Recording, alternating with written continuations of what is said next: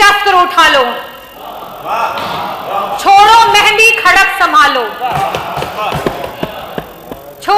सुनो द्रौपदी शस्त्र उठा लो, छोड़ो मेहंदी खड़क संभालो। अब गोविंद ना आएंगे, धूत बिठाए बैठे शकुनी सब मस्तक बिक जाएंगे। सुनो द्रौपदी शस्त्र उठा लो, अब गोविंद ना आएंगे। कुछ तो लोग कहेंगे, लोगों का काम है कहना, पर अब हमको चुप नहीं रहना। सुनो द्रौपदी शस्त्र उठा लो, छोड़ो मेहंदी खड़क संभालो। सुनो द्रौपदी शस्त्र उठा लो, छोड़ो मेहंदी खड़क संभालो। अब गोविंद ना आएंगे, धूत बिठाए बैठे शकुनी सब मस्तक बिक जाएंगे। सुनो द्रौपदी शस्त्र उठा लो, अब गोविंद ना आएंगे। कल तक केवल अंधा राजा, आज गूंगा बहरा भी है। कल तक केवल अंधा राजा, आज गूंगा बहरा भी है। होठ सी दिए हैं जनता के, कानों पर पहरा भी है। तुम ही कहो ये अश्रु तुम्हारे, किसको क्या समझाएंगे। सुनो द्रौपदी शस्त्र उठा लो, अब गोविंद ना आएंगे, अब गोविंद ना आएंगे। दिन की रोशनी गुजर गई, सुनिए सुनिए सब बैठिए, क्या जल्दी। दिन की रोशनी गुजर गई ख्वाबों को बनाने में, रातों की नींद गुजर गई बच्चों को सुलाने में। जिस घर में मेरे नाम की तख्ती भी नहीं, जिस घर में मेरे नाम की तख्ती भी नहीं, सारी उम्र गुजर गई उस घर को सजाने में। राम मनोहर लोहिया जी ने कहा था, देश का विकास तभी होगा जब देश में नारी का विकास होगा। जब नारी विकास करेगी तभी देश का विकास होगा। आज से कई सालों पहले जब अध्यक्ष जी आप, मेरे पिता, उनके सहपाठी जब स्कूल में जाया करते थे तो वहां पे पढ़ाया जाता था कि 3 प्रकार के देश होते हैं, विकसित देश, विकासशील देश और अविकसित देश। और तब वो अपने अभिभावकों से पूछते थे कि हमारा देश विकासशील की श्रेणी में आता है, ये कब तक विकसित हो जाएगा। तो उन्हें कहा जाता था कुछ नहीं, आज से 8-10 सालों में हमारा देश विकसित हो जाएगा। अध्यक्ष जी आपके बाद हमने भी स्कूल की पढ़ाई की, हमने भी स्कूल जाना शुरू किया और हमें भी वही पढ़ाया गया। और हमने भी जब ये पूछा सवाल तो हमें भी वही उत्तर मिला। आज एक नई जनरेशन स्कूल जाने को तैयार है, लेकिन आज ये देश अपना जवाब नहीं बदल पाया है। क्या हमने कभी इस बात पे मंथन किया है? आज ये जो स्पेशल सेशन बुलाया गया है, ये सत्र ही उसका जवाब है कि आज जो हम 403 विधायकों में सिर्फ और सिर्फ 47 महिला विधायक हैं, वो उसका जवाब है कि जिसकी वजह से आज हमारा देश विकासशील से विकसित देश नहीं हो पाया है।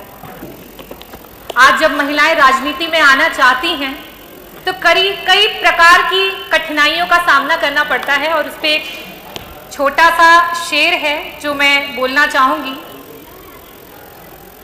कौन बदन से आगे देखे औरत को, सबकी आंखें गिरवी हैं इसी नगरी में।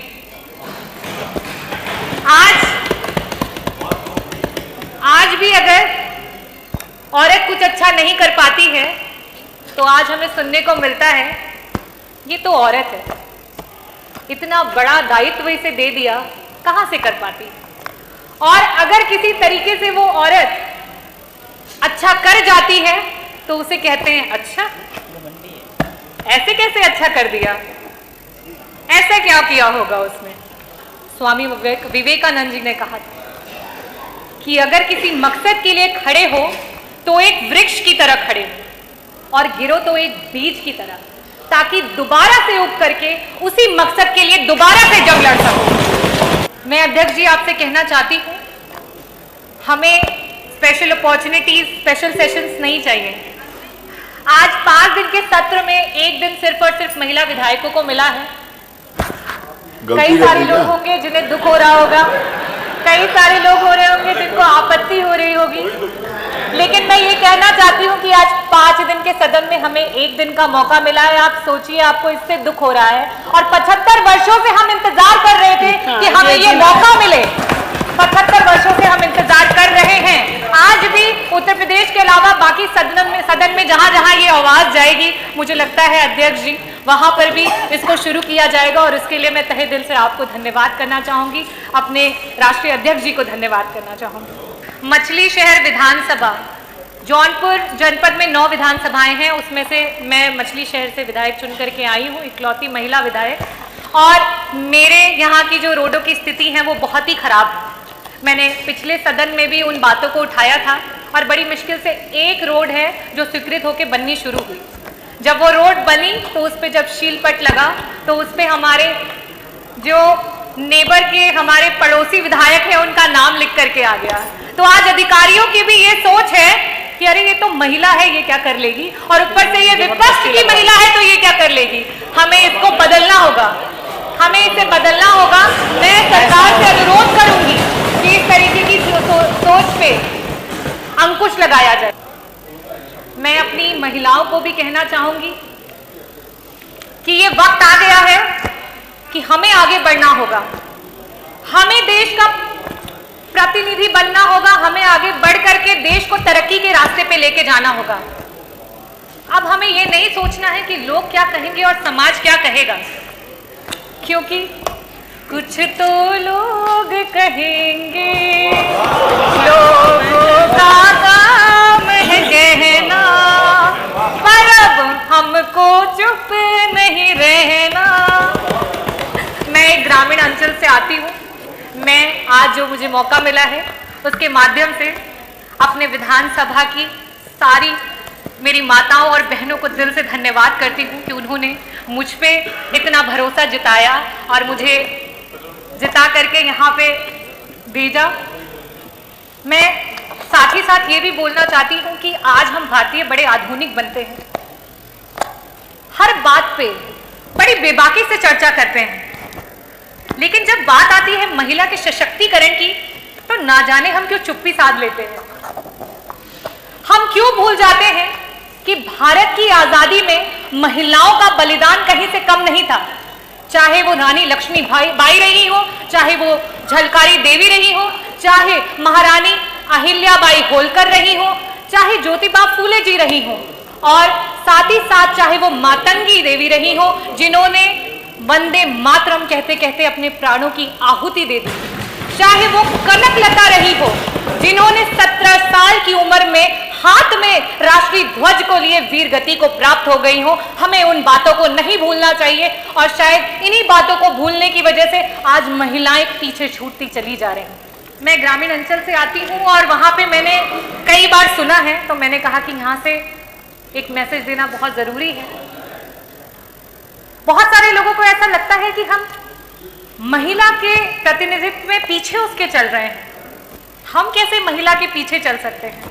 तो मैं उन सबको बोलना चाहती हूं कि हम आपको पीछे नहीं चला रहे हैं, हम चाहते हैं आप हमारे बगल में हमारे साथ साथ चलें।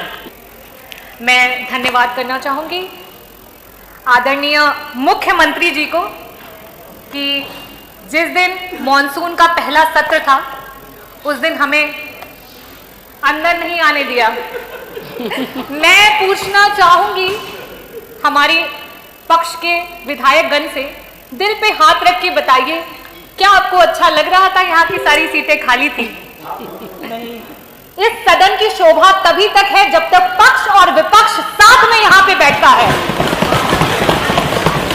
जब तक पक्ष और विपक्ष साथ में बैठता है तभी तक हमारा लोकतंत्र मजबूत है, और जिस दिन यहाँ से विपक्ष हट जाएगा उस दिन लोकतंत्र की धज्जियां उड़ जाएंगी। और उसी प्रकार से मैं कहना चाहूंगी, रोका गया है। रजनी जी, अरे आप बोलें। मैं माननीय मंत्री जी को बताना चाहती हूँ। नहीं, कोई जवाब, मैं उनको मना कर दूं, आप अपनी बात जी।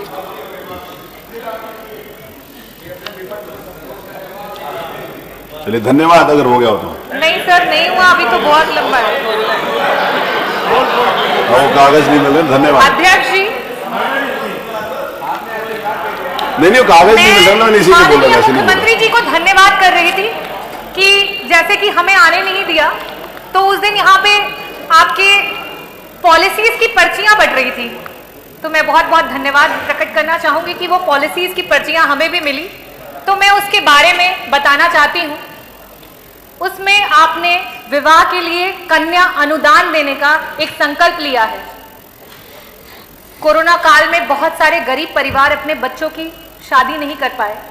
वो गरीब माता पिताओं ने अभी कुछ महीने पहले जब शादी का सीजन था तब वो अपने बच्चों की शादी कर रहे थे। मेरे विधानसभा से ना जाने कितने परिवार हैं जिन्होंने उस अनुदान पे आस लगाए बैठे हुए थे और आज वो शादी को बीते हुए 4 से 5 से 6 महीने हो चुके हैं और आपका अनुदान नहीं आया है। और जब आपकी अधिकारी से बात करते हैं तो वो कहते हैं मैडम हमारे पास कोई बजट ही नहीं है इसके लिए। तो मैं कहना चाहती हूँ कि आपकी पॉलिसीज सिर्फ कागजी हैं। उन पॉलिसीज का जमीन पे कोई भी कहीं पे कोई रिकॉर्ड नहीं है।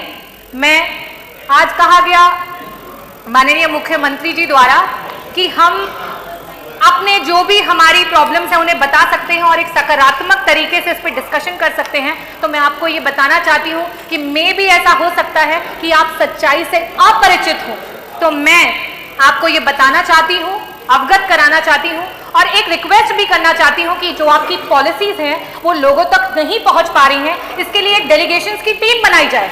अगर वो महिलाओं के लिए पॉलिसीज है तो उसमें महिला विधायक गण और आपको जो लगता है कि जो सही रिपोर्ट दे उनको चूज करके आप अपने लोगों की टीम बनाएं, लेकिन कम से कम ये छलावा तो ना दिखाएं कि आपकी इतनी सारी पॉलिसीज हैं जो इतने लोगों को मदद कर रही हैं, क्योंकि अगर हम आज जमीन पे उतर के देखते हैं तो कहीं किसी को मदद नहीं मिलती।